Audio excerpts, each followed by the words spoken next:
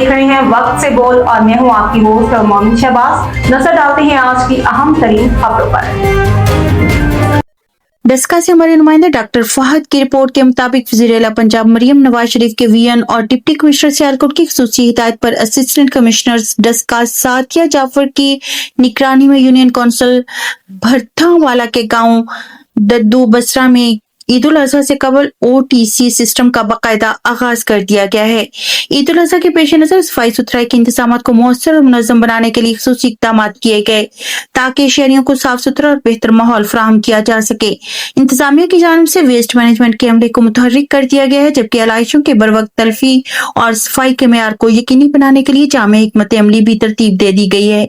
इस मौका पर अहले इलाका ने CEO SWMC और तहसील मैनेजर हमजा मुश्तबा की काविशों को सराहते हुए ज़िला इंतजामिया के इक़दामात का खैर मकदम किया।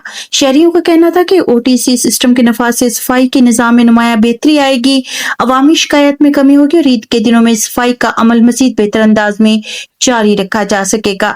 इलाका मुकीनों ने उम्मीद जाहिर की है कि ज़िला इंतजामिया मुस्तकबिल में भी अवामी सहूलत और फलाहो बहबूद के ऐसे मंसूबे जारी रखेगी ताकि शहरियों को बेहतरीन बल्दियाती सहूलियात मुयस्सर आ सकें।